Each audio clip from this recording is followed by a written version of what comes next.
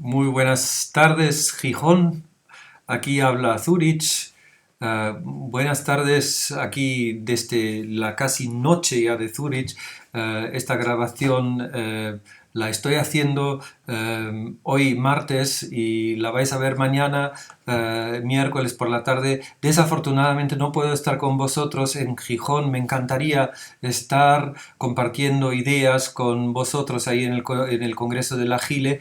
Pero no puedo porque tengo clase aquí en Zurich, tengo una reunión el jueves en Alemania, con un compromiso ya que viene desde muy atrás. Entonces, no pude tampoco aceptar la amable invitación a dar una conferencia plenaria en Gijón, en ese congreso que tanto me interesa porque vi en las últimas ediciones lo que se publicó, las actas de los congresos, que realmente la GILE es una asociación con una actividad impresionante y con un altísimo nivel, y realmente muestra que los estudios de la historia de la lengua están en un momento muy bueno. O sea que pese a lo que hace algunos años se decía que la lingüística histórica estaba en crisis, creo que en España vemos todo lo contrario, y que sois la muestra de que la historia de la lengua no solo está en un momento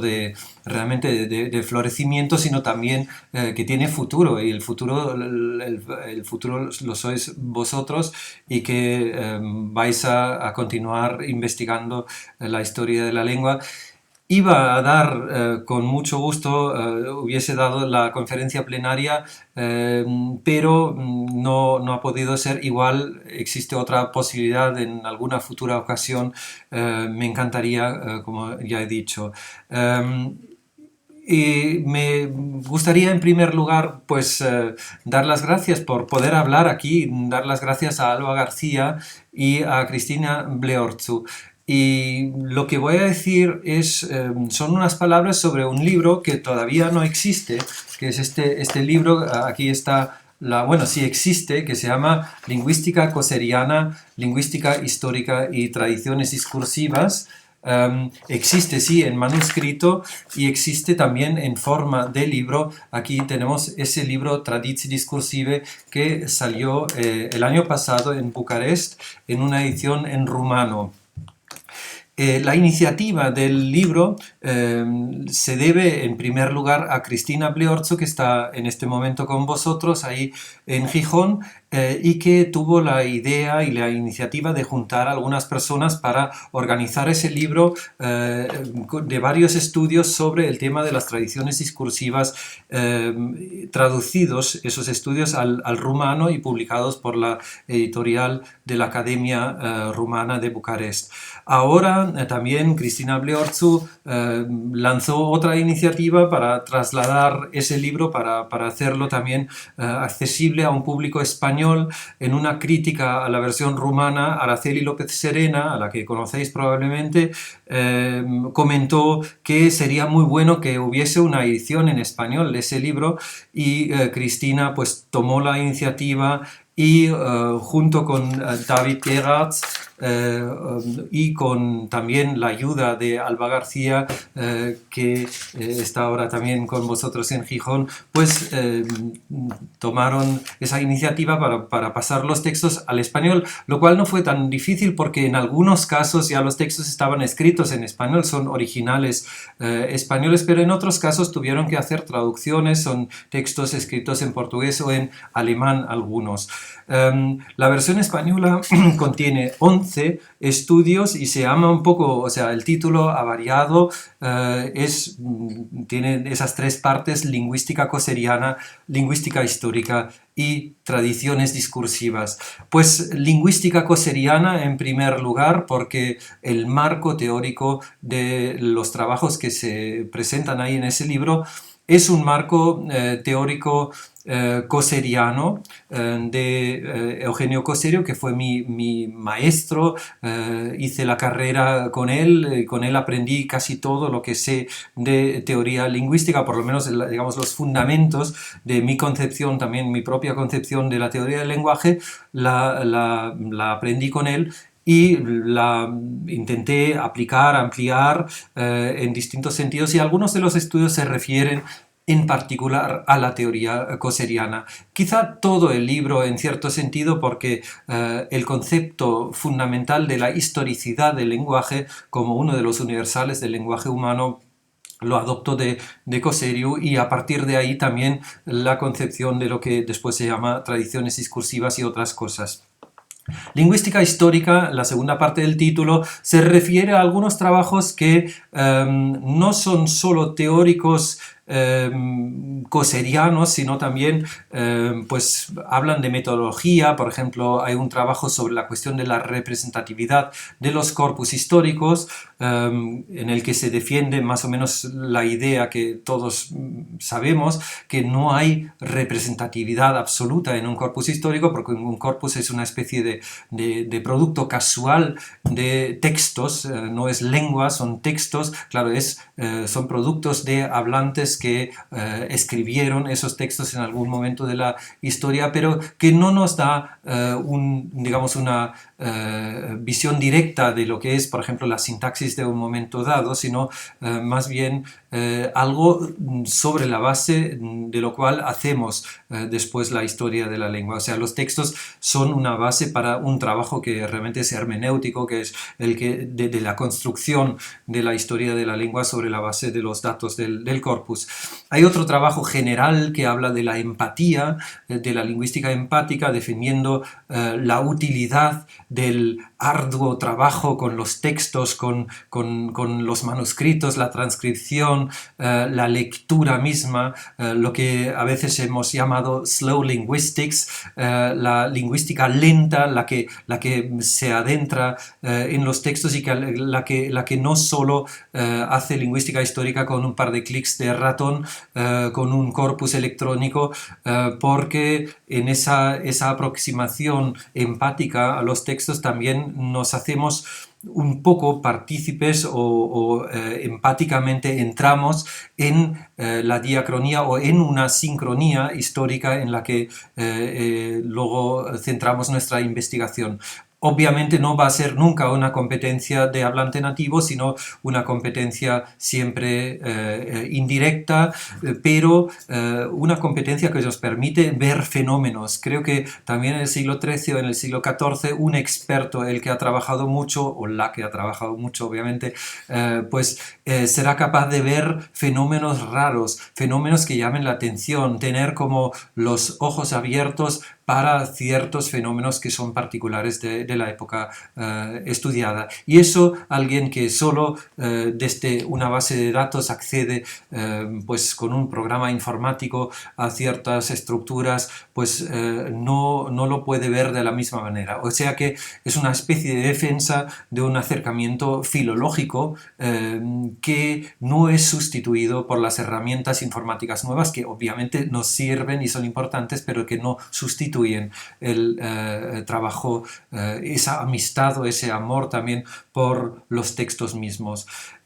Y luego hay toda una serie de trabajos que hablan de tradiciones discursivas, y las tradiciones discursivas son un concepto creado, pues lanzado en los años 80 por Peter Koch, nuestro colega de Tubinga, donde yo trabajaba antes, tristemente fallecido hace año y medio. Peter Koch, quien tuvo la idea de ampliar la tripartición del nivel universal, histórico e individual, de esos tres niveles cosserianos, introduciendo una bipartición en el nivel histórico, diciendo que no solo existe la lengua con su gramática, o sea, no solo es gramática histórica, sino que también hay una historia de los textos. O sea, cuando hablamos, no solo reproducimos, no solo creamos textos o discursos según un sistema gramatical, según una gramática internalizada que nos permite producir esos textos, sino también repetimos textos sin más, repetimos fórmulas, textos, formas textuales. Esa repetición forma parte de nuestra competencia lingüística. Combinamos entonces la técnica libre de la construcción de algo nuevo con textos, con repeticiones de lo ya dicho. Y eso en cuanto a la forma, en cuanto a ciertas ciertos géneros textuales y en cuanto a, por ejemplo, fórmulas que pueden incluso ser fórmulas de todos los días de tipo buenos días, que también sería una tradición discursiva. Pues el libro en distintos trabajos pues intenta explicar un poco mejor qué es esa noción tan simple en principio, porque es tan obvia, más que obvio que los textos tienen, que los textos tienen tradición y que a la hora de hablar no inventamos todo nuevamente, sino que recurrimos a patrones que ya existen, no solo patrones gramaticales, sino también textuales, y que esa tradicionalidad incluso tiene una influencia sobre las formas lingüísticas escogidas. O sea que en un discurso determinado, si vamos a la historia de la lengua, en un texto, por ejemplo, del siglo XIV, no encontramos automáticamente solo la gramática de la época en cuestión, sino podemos encontrar cosas que se deben a la tradicionalidad textual y que en realidad representen una innovación textual de ese género textual o una conservación de algo que viene de épocas anteriores. Esa idea tiene numerosas consecuencias para el estudio de la lengua, de la historia de la lengua, pero también para la actualidad, o sea, las tradiciones discursivas. En el momento que estoy pronunciando este discurso un poco raro, porque estoy hablando con una pantalla y en realidad detrás estáis todos vosotros y solo me puedo imaginar esa situación comunicativa algo extraña, pues también estoy recurriendo a tradiciones, estoy intentando hablar según un cierto tipo un cierto género de discurso académico que tiene su parte tradicional y tiene también su parte individual. Obviamente esa es otra distinción importante que introduce Peter Koch, esa individualidad de los textos. En un corpus, por ejemplo, tenemos entonces no solo un texto del siglo XIV representante de la gramática del siglo XIV, sino también un texto representante de una tradición discursiva o de varias tradiciones discursivas, porque en un mismo texto se pueden entrecruzar y combinar diferentes tradiciones discursivas. Y por último tenemos también una individualidad, bueno, Mario Barra últimamente habla de idiolectalidad, o sea, del método idiolectal. Yo no hablo de idiolectos, pero quiero decir que hay algo, obviamente, y eso es evidente, individual también en la producción textual.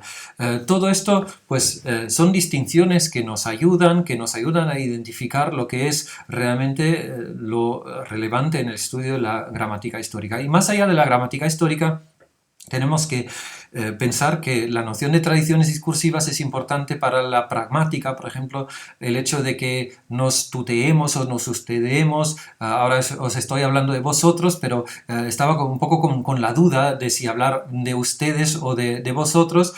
Pues por un lado puede ser una cuestión gramatical. Hay un sistema, por ejemplo, en el sistema americano, obviamente el ustedeo no sería una elección entre distintas tradiciones discursivas, pero por ejemplo el hecho de que ciertos grupos sociales se tuteen no tiene que ver con la lengua española, no está en la gramática del español, sino en la tradición de esos grupos. Por ejemplo, pues los camioneros, los socialistas, los estudiantes, ciertos grupos sociales que se tutean, pues lo hacen, o una persona como yo que se atreve a tutear a un público que está detrás de esa pantalla y no se ve. Pues son también tradiciones, en este caso una tradición nueva porque nunca he hablado así con una pantalla, pero tiene su tradicionalidad. Y por eso también hay una sociolingüística que en gran parte se explica según las tradiciones discursivas, porque los grupos sociales se distinguen, se estratifican según las tradiciones textuales, según la manera de